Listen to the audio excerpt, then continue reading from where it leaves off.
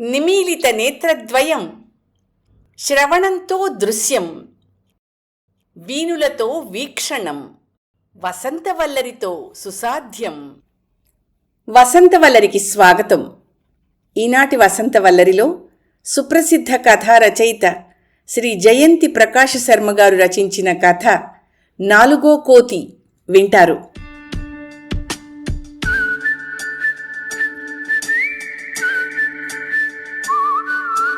ఈ మధ్య చంద్రమ్మ బొత్తిగా కనబడ్డం లేదు. నిజానికి చంద్రమ్మ అసలు పేరు నాకు తెలీదు. ఎప్పుడో 15 ఏళ్ల క్రితం మొదటిసారి చూశాను. అప్పట్లో చేతిలో స్కూల్ పుస్తకాలతో స్కూల్కి వెళ్తూ ఉండేది. పాపం, కాళ్ళకి చెప్పులు కూడా ఉండేవి కావు. బట్టలు బాగా మాసిపోయి నలిగిపోయి ఉండేవి. పుస్తకాలు పెట్టుకోవడానికి సంచి కూడా ఉండేది కాదు. ఓ భుజం మీద పుస్తకాలు దొంతరగా పెట్టుకొని అవి పడిపోకుండా శ్రద్ధగా చేత్తో పట్టుకుని నడుచుకుంటూ నా ముందు నుంచే వెళ్ళేది. కాస్త ఛాయ తక్కువగా ఉన్న పెద్ద కళ్ళు, గుండ్రటి ముఖం, 2 జడలతో చాలా కళగా నా కంటికి కనబడేది. పిల్లని చూస్తే బాగా పేద కుటుంబం అని తెలుస్తూనే ఉంది. స్కూల్లో ఉన్న రోజుల్లో ఉదయం స్కూల్కి వెళ్తూ సాయంత్రం ఇంటికి వెళ్తూ నా వైపు బుర్ర తిప్పి ఓ చేత్తో నమస్కారం పెట్టేది. అదే పరిచయం. అంతకంటే నాకు ఆ పిల్ల గురించి ఏమీ తెలీదు. ఆ పిల్ల పేరు తెలియకపోవడంతో చంద్రమ్మ అని పేరు పెట్టుకున్నాను అంతే. నిజానికి నాకు రోజూ కనబడే మనుషుల పేర్లు కూడా తెలియవు. నా దగ్గర నిలబడి వాళ్ళు గట్టిగా మాట్లాడుతున్నప్పుడు వాళ్ళ పేర్లు తెలిసేవి. మధ్య మధ్యలో నా పేరు కూడా వాళ్ళ నోటంట వినబడేది. కానీ వాళ్లల్లో నాకు నచ్చిన వాళ్ళెవ్వరూ కనబడలేదు. ఒకరిద్దరు కనబడినా వాళ్ళు మళ్ళీ కనబడలేదు. చాలామంది పిల్లలు కూడా నా ముందు నుంచి వెళ్తూ ఉంటారు, కానీ నా వైపు చూడనే చూడరు. బహుశా అందుకేనేమో వాళ్ళందరిలో చంద్రమ్మ నాకు బాగా నచ్చింది. అంటే ఆ పిల్ల మొహం కళగా ఉందని నచ్చడం కాదు, ఆ మొహంలో ఉన్న అమాయకత్వం బాగా నచ్చింది. చదువు పట్ల ఆ పిల్లకున్న శ్రద్ధ నాకు నచ్చింది. అలా నాకు చంద్రమ్మ బాగా పరిచయం అయింది. ఇంతకీ చంద్రమ్మకి నేనెవరో తెలుసో తెలీదో నాకు తెలీదు. మా మధ్య 100 ఏళ్లకు పైగా తేడా ఉంటుంది. అయితేనే నాకు చంద్రమ్మ బాగా అలవాటైపోయింది. అసలు నా గురించి చెప్పలేదు కదూ. నేను పుట్టి బ్రతికి చచ్చి చాలా కాలం అయిపోయింది. మిగతా అన్ని విషయాల మాట ఎలా ఉన్నా నా చిన్నప్పుడు మా అమ్మ 10 మందికి ఉపయోగపడే పనులు చేసి గతించిన వాడే కీర్తిశేషుడు, కానీ చచ్చిన ప్రతివాడు కీర్తిశేషుడు కాలేడు అంటూ ఉండేది.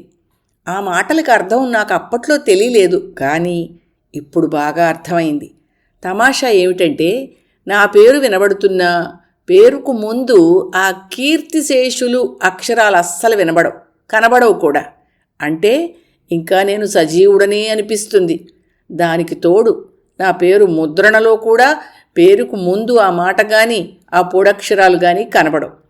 వాటికి బదులు మరో 2 మాటలు జాతిపిత, మహాత్మా అనే మాటలు కనిపిస్తాయి, వినిపిస్తాయి. అలాంటివి నాకు ససేమిరా ఇష్టం ఉండవని చెప్తున్నా. నా మాటలెవ్వరికీ వినబడవు కదా, వినబడినా పట్టించుకోరు. నిజానికి చిన్నప్పుడు నేను కొంచెం అల్లరిచిల్లరగా తిరిగాను. కానీ తర్వాత రోజుల్లో నా చుట్టూ ఉన్న సమాజం నుంచి నైతిక విలువల గురించి తెలుసుకున్నాను. నేను చదివిన పుస్తకాల నుంచి యావత్ ప్రపంచాన్ని చూశాను. వేసిన ప్రతి అడుగుతో అనుభవ పాఠాలను నేర్చుకున్నాను. ఎందరో మహానుభావుల గురించి తెలుసుకున్నాను. వారి సాంగత్యంతో అడుగులు వేశాను. అంతేగాని నేనేదో గొప్ప ఘనకార్యం చేశానని అనుకోలేదు. ఇప్పుడు కూడా అనుకోవడం లేదు. వాడెవడో ఇంగ్లీష్ వాడు మనల్ని పాలించడం నచ్చలేదు. వాడిని వాళ్ళ దేశం తరిమివేయాలని చాలామంది ముందుకు నడిచారు. ఆ విషయాలు నాకు అవగాహనలోకి వచ్చిన తర్వాత నేను కూడా వాళ్లతో నడిచాను. తర్వాతి కాలంలో నాకు మంచి అనిపించింది చేశాను. అందరికీ ఉపయోగపడాలని కొన్ని పనులు చేశాను. అందరి ఆత్మగౌరవం నిలబెట్టాలని ముందుకు నడిచాను. సరే, ఆ సంగతులు అలా ఉంచితే నా ఎత్తు మహా అయితే 5 అడుగులకు అటు ఇటుగా ఉండేవాణ్ణి. ఇప్పుడు మాత్రం 6 అడుగులు ఉంటాను. ఓ 50 సంవత్సరాల క్రిందట అనుకుంటా ఆ ఊళ్ళో ఓ 4 రోడ్ల కూడలి మధ్యలో ఓ 8 అడుగుల సిమెంటు స్తంభం మీద నిలబడి ఉంటాను. వయస్సుతో పాటు చేతికి కర్ర, కళ్ళకి జోడు వచ్చేశాయి. నా చుట్టూ ఓ 100 గజాల జాగాలో వృత్తాకారంలో చిన్న పార్కు కూడా ఉంది. అందులో ఓ 5-6 చిన్న బెంచీలు, అక్కడక్కడ మొక్కలు ఉండేవి. అశోక వృక్షాలు వేసినప్పుడు అవి నాకంటే తక్కువ ఎత్తులో ఉండేవి. 4 రోడ్లు నాకు బాగా కనబడేవి. మధ్యలో ఓ దీపస్తంభం, దానికో సౌండ్ బాక్స్ కూడా ఉండేది. అందులోంచి రేడియో కార్యక్రమాలు వినబడేవి. నాకు మంచి కాలక్షేపంగా ఉండేది. ఉదయం సాయంత్రం ఓ 3 గంటలు రేడియో ప్రసారాలు వినిపించేవి. అందులో వచ్చే వార్తల ద్వారా దేశంలో ఏం జరుగుతుందో తెలిసేది. సాయంత్రాలు జనాలు వచ్చి ఆ బెంచీల మీద కూర్చుని యోగక్షేమాలు మాట్లాడుకునేవారు. కాలక్రమేణా ఆ సెంటర్కి నా పేరు వచ్చింది. రాను రాను నాకు కనబడే ప్రాంతం అంతా ఎదిగిపోయింది. చిన్న చిన్న ఇళ్ళు, షాపులు పెరిగి 4-5 అంతస్తుల భవనాలుగా ఎదిగిపోయాయి. 4 వైపులా ఉన్న రోడ్డుల వెడల్పు బాగా పెరిగింది. ఆ మార్పులతో పాటు నా చుట్టూ ఉన్న అశోక వృక్షాలు కూడా ఎత్తుగా ఎదిగిపోయి ఆ పార్కుకి పెట్టని గోడలా ఉన్నాయి. ఆ రేడియో బాక్స్ మూతపడిపోయింది. పెద్దవాళ్ళెవ్వరూ రావడం లేదు. బదులుగా ఎవరెవరో వచ్చి ఏవేవో పనులు చేస్తున్నారు. సిగరెట్టు పీకలు, ఖాళీ సీసాలు ఎక్కువైపోయాయి. చీకటి పడితే ఏమీ కనబడేది కాదు. ఆడ మగ గొంతులు, గుసగుసలు వినబడేవి. ఓ రోజు సాయంత్రం స్కూల్ నుంచి ఇంటికి వెళ్తూ చంద్రమ్మ ఓ కుర్రాన్ని వెంట తీసుకొచ్చింది. మొదటిసారి చూశాను వాణ్ణి. వాడు చంద్రమ్మ కంటే కొంచెం పెద్దవాడిగానే కనపడ్డాడు. గడ్డాలు మీసాలు వచ్చాయి. చంద్రమ్మలాగే చామన ఛాయగానే ఉన్నాడు. కానీ వాడి మొహంలో కళ లేదు. వాడి చూపులు కూడా మామూలుగా లేవు. కళ్ళు మత్తుగా ఉన్నాయి. వాణ్ణి చూడగానే మంచి అభిప్రాయం రాలేదు నాకు. వెరసి వాడు నాకు నచ్చలేదు. అశోక వృక్షాన్ని దాటి ఇద్దరూ లోపలికొచ్చి బెంచి మీద కూర్చున్నారు. చంద్రమ్మ నన్ను చూడలేదు, నమస్కారం పెట్టలేదు. పుస్తకాలు పక్కన పెట్టి ఆ కుర్రాడి దగ్గరగా కూర్చుంది. కాసేపేవో కబుర్లు చెప్పుకుని వెళ్ళిపోయారు. ఆ మర్నాడు కూడా ఇద్దరూ అలా రోడ్డు మీద మాట్లాడుకుంటూ వెళ్ళిపోవడం చూశాను. మరో 2 రోజులు అలా రోడ్డు మీద కబుర్లు చెప్పుకుపోయేవారు. ఆ రోజు మళ్ళీ లోపలికొచ్చి కూర్చున్నారు. వాడు జేబులోంచి చాక్లెట్లు తీసి చంద్రమ్మకి ఇచ్చాడు. వాటిని చంద్రమ్మ ఎప్పుడు చూసినట్టు లేదు. గమ్మున తీసుకుని ఒకటి తింది. వాడు నెమ్మదిగా దగ్గరగా జరిగి చేతులు ఆమె భుజం మీద వేశాడు. చంద్రమ్మ సిగ్గుపడుతూ తలదించుకుని వాడి చెయ్యిని పక్కకి తోసింది. నువ్వంటే నాకు చాలా ఇష్టం, నీకు నేనంటే అంటూ చూశాడు ఆ కుర్రాడు. ఆ పిల్లని ఏదో పేరు పెట్టి పిలిచాడు, కానీ నాకు అర్థం కాలేదు. చంద్రమ్మ తలదించుకుని చాక్లెట్లు చప్పరిస్తూ ఏమీ మాట్లాడలేదు. వాడు చంద్రమ్మ తల పైకెత్తుతూ, సిగ్గుపడుతున్నావా, ఇప్పుడు కూడా సానా బాగున్నావు అంటూ తన మొహాన్ని దగ్గరగా పెట్టబోయాడు. చంద్రమ్మ ఒక్కసారిగా భయపడినట్టుంది. వాడి చేతుల్ని పక్కకు తోసి దూరంగా జరిగింది. ఓ 10 నిమిషాలు ఏవేవో మాట్లాడుకుని వెళ్ళిపోయారు. మరో 2 రోజుల తర్వాత బాగా చీకటి పడిన తర్వాత ఇద్దరూ వచ్చారు. ఆ సమయంలో లోపల చిమ్మ చీకటిగా ఉంటుంది, ఏమీ కనబడదు. చంద్రమ్మ చేతిలో ఎప్పుడూ ఉండే పుస్తకాలు కూడా ఉన్నట్టు లేవు. అక్కడ బెంచి మీద ఇద్దరూ పక్కపక్కనే కూర్చున్నారు. మనం పెళ్లి చేసేసుకుందాం అన్నాడు కుర్రాడు. సీ పాడు అంది చంద్రమ్మ. ఏ నా నచ్చనేదా? భుజం మీద చెయ్యి వేసి అడిగాడు. అది కాదు, ఇంకా చదువుకోవాలి. చదువుకు పెళ్ళేం అడ్డం వస్తుంది? అది కాదు, నానేదో పని చేసి డబ్బులు సంపాదిస్తాను కదా, నిన్ను పువ్వుల్లో పెట్టి చూసుకుంటాగా.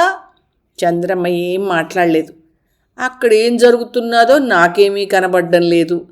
వద్దు వద్దు, పర్నేదో అలా కొన్ని గుసగుసలే కాసేపు వినపడ్డాయి. తర్వాత అవి వినబడలేదు.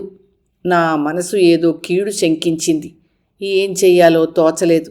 చంద్రమ్మకి సహాయం చేద్దామన్నా నిలువెత్తు ఎత్తులో శిథిలమై ఉండిపోయాను. ఆ తర్వాత 2-3 రోజులకోసారి వాళ్ళిద్దరూ రావడం, గుసగుసలు కాసేపు వినపడ్డం, ఆ తర్వాత అవి వినబడకపోవడం జరుగుతూ ఉండేది. ఓ రోజు వాళ్ళిద్దరూ ఉండగానే మరో 2 కుర్రాళ్ళొచ్చారు. అందరి మాటలు మత్తుగా వినిపించాయి. చంద్రమ్మ అరుపులు, ఏడుపు, వాళ్ళ నవ్వులు అర్ధరాత్రి వరకు వినబడుతూనే ఉన్నాయి. గట్టిగా కేకలు వేద్దామనుకున్నాను. నోరు పెగిలితేనా? చేతిలో ఉన్న కర్రతో వాళ్ళని కొడదామనుకున్నాను. చెయ్యి లేవలేదు సరిగదా, కర్ర కూడా లేదు. అక్కడ ఏం జరుగుతోందో చూడ్డానికి కళ్ళజోడు కూడా లేదు. నా ఎదురుగా అఘాయిత్యం జరుగుతూ ఉంటే ఏమీ చేయలేని నా అసమర్థతను చూసి మళ్ళీ చావాలనిపించింది. కానీ ఎలా? 3 కోతులు జ్ఞాపకం వచ్చాయి. గట్టిగా నిట్టూరుస్తూ ఉండిపోయాను. ఆ రోజు రాత్రి తర్వాత మళ్ళీ చంద్రమ్మ నాకు కనబడలేదు. 4-5 సంవత్సరాలు గడిచిపోయాయి. చంద్రమ్మ గురించి పూర్తిగా మర్చిపోయాను. నా చుట్టూ ఉన్న ప్రపంచం చాలా మారిపోయింది. నేను కూడా శిథిలావస్థకి చేరిపోయాను. ఈ మధ్య ఎవరూ నన్ను పెద్దగా తలుస్తున్నట్టు కనబడ్డం లేదు, పట్టించుకోవడం కూడా లేదు. ఓ 10 ఏళ్ల క్రితం వరకు నా పుట్టినరోజుకి నన్ను ముస్తాబు చేసేవారు, నా దగ్గరకు వచ్చి పాటలు పాడేవారు, నాకు నమస్కారం చేసి ఉపన్యాసాలు ఇచ్చి వెళ్ళేవారు. ఇప్పుడు అలాంటివి ఏవీ లేవు. రోజులు చాలా బరువుగా సాగుతున్నట్టు అనిపిస్తోంది. అదిగో అప్పుడు నాకు ఓ విచిత్రమైన సమస్య ఎదురైంది. ఓ రోజు ఊరేగింపులా జనం పార్కులోకి వచ్చారు. నిచ్చెన వేసుకుని కేరింతలు చేసుకుంటూ ఓ 2 నా పైకి ఎక్కి బిందెడు పాలు నా తల మీద పోశారు. ఉక్కిరి బిక్కిరి అయిపోయాను. తర్వాత ఓ పెద్దాయన నా పక్కన చిన్న చోటు చేసుకుని నిలబడి గట్టిగా ఏదో మాట్లాడాడు. అందరూ చప్పట్లు కొట్టారు. తర్వాత అందరూ మిఠాయిలు పంచుకుని వెళ్ళిపోయారు. నన్ను పాలతో ఎందుకు స్నానం చేయించారో నాకు అర్థం కాలేదు. ఒళ్ళంతా జిడ్డు జిడ్డుగా అయిపోయి చిరాగ్గా ఉంది. వర్షం పడితే బాగుండనిపించింది. మర్నాడు మరికొంతమంది వచ్చారు. వాళ్ళందరూ చాలా కోపంగా ఉన్నారనిపించింది. ఆ జనంలో నుంచి ఓ 3 పైకెక్కి నా పక్కన చోటు చేసుకుని నిలబడి మైకు పుచ్చుకుని ఏవేవో మాట్లాడారు. వాళ్ళ మాటల్లో పరుష పదాలు, అశ్లీల మాటలు కూడా విరివిగా దొర్లాయి. ఆ మాటలు అవగానే ఓ పెద్ద బకెట్టుడు నీళ్లల్లో ఓ ప్యాకెట్టు పాలు కలిపి నాకు స్నానం చేయించారు. తర్వాత కూడా మరో 2 కింద నిలబడి గట్టిగా మాట్లాడి ఎవరికో హెచ్చరికలు కూడా చేశారు. ఓ 15 గంట సేపు హడావిడి చేసి తర్వాత పెద్దగా అరుపులు అరుస్తూ ఈలలు కేకలు వేసుకుంటూ అంతా వెళ్ళిపోయారు. అది మొదలు. 2 రోజులకోసారి నాకు ఈ పాల స్నానం తప్పడం లేదు. ఆ తర్వాత నాకు ఒళ్ళంతా జిడ్డు జిడ్డుగా ఉండి చిరాకు వేసేది. దానికి తోడు ప్రతిసారి అలా ఆ పాలు నేలపాలవుతూ ఉంటే బాధ వేసింది. వాళ్ళందరి మీద చెడ్డ కోపం వచ్చేది. కానీ ఏం చేయగలను? అదిగో ఈ ప్రహసనం మొదలైన తర్వాత మళ్ళీ చంద్రమ్మ కనబడింది. ఓ రోజు ఓ చంటి పిల్లాడిని ఎత్తుకుని మరో చిన్న పిల్లని వెంట నడిపించుకుంటూ వచ్చింది. చింపిరి జుట్టు, చిరిగిపోయిన బట్టలు. స్నానం చేసి చాలా కాలం అయినట్టుంది. మొహంలో కళలేదు. చంద్రమ్మను చూస్తూనే పరిస్థితి పూర్తిగా నాకు అర్థమైపోయింది. నాకేమిటి, ఎవరికైనా ఆమెను చూస్తే ఇట్టే అర్థమైపోతుంది. నా కాళ్ళ దగ్గర ఓ మెట్టు ఉంది. ఆ మెట్టు మీదే కొద్దిగా జాగా చేసుకుని పిల్లలతో పాటు కూర్చుంది. చేతిలో గిన్నుంది. ఆమె అలా ఎందుకు కూర్చుందో నాకు అర్థం కాలేదు. ఇంతలో ఊరేగింపుగా జనం వచ్చారు. చంద్రమ్మను అక్కడి నుంచి వెళ్ళిపోమన్నారు. కానీ ఆమె బుర్ర అడ్డంగా ఊపుతూ అక్కడి నుంచి కదల్లేదు. వాళ్ల పనికి చంద్రమ్మ పిల్లలు అడ్డమనిపించలేదేమో.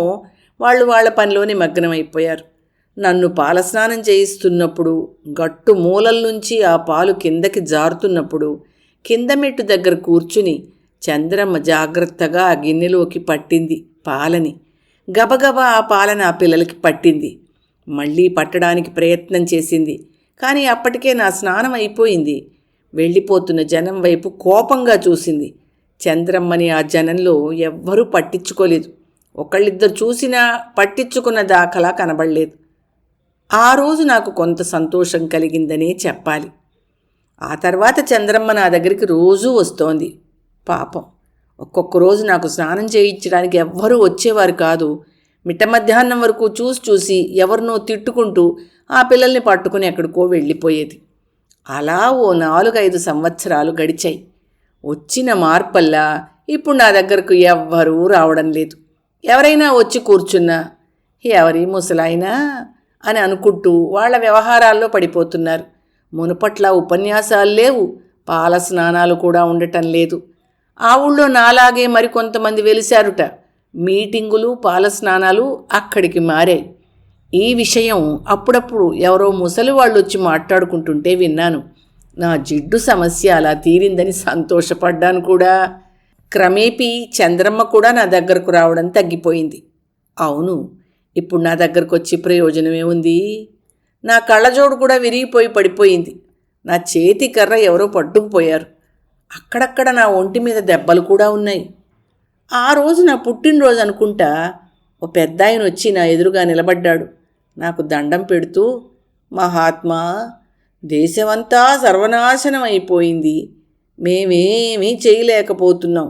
నువ్వు మళ్ళీ పుట్టాలి అంటూ పావుగంట ఏవేవో చెప్పాడు. చివరికి కళ్ళల్లో నీళ్లు పెట్టుకుని నా వైపు దీనంగా చూస్తూ నిల్చుండిపోయాడు. నాకు నవ్వొచ్చింది. పిచ్చివాడా, నేనొచ్చి ఏం చేయగలను? ఎప్పుడో సుబోధ్ గుప్తా గారు సృష్టించిన 3 కోతులు, వాటి మీద నా సందేశాలు ఉండేవి. ఇప్పుడు అవేవి మీకు గుర్తుండవులే. అయితే రోజులు మారిన తర్వాత ఇప్పుడు వాటి మీద నాకే సందేహాలు చాలా వచ్చేశాయి. అవి ఏమిటంటే, ఓ కోతి చెవులు మూసుకుంది, కానీ అది మాట్లాడగలదు, చూడగలదు. రెండో కోతి కళ్ళు మూసుకుంది, కానీ వినగలదు, మాట్లాడగలదు. మూడో కోతి అంతే, నోరు మూసుకుంది కానీ చూడగలదు, వినగలదు. వెరసి అవేమీ చేయడం లేదు, చేయలేవు. నేను అంతే. అథవా మళ్ళీ నేను వచ్చినా 4వ కోతిగా నేను అన్నీ మూసుకుని కూర్చోవాలి. ఒకవేళ నేను ఆ పని చేయకపోతే ఆ 3 కోతులు నా చేత బలవంతంగా ఆ పని చేయిస్తాయి. అర్థమైందా? అయినా నీ చేతిలో ఉన్న పని నువ్వు చెయ్యకుండా నన్ను రమ్మంటావేమిటి? అనుకోకుండా చివరి మాట చాలా సీరియస్గా అన్నాను. నా మాటలు వినపడ్డాయో లేవో తెలీదు కానీ ఆయన తల ఆడిస్తూ ఎడంచేయి చూపుడు వేలోసారి చూసుకున్నాడు. దానిమీద నల్లటి ఇంకు మచ్చ ఉంది గాని వేలుకి చలనం లేదు. ఆ వేలు అమ్ముడుపోయిన విషయం గుర్తొచ్చిందనుకుంటా వడివడిగా అడుగులు వేసుకుంటూ వెళ్ళిపోయాడు.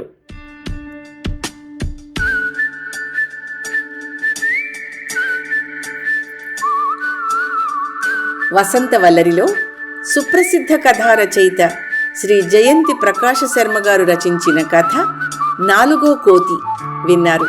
ఈ కథ 2023 సెప్టెంబర్ 24 నాటి ఆంధ్రజ్యోతి ఆదివారం అనుబంధంలో ప్రచురితమైంది.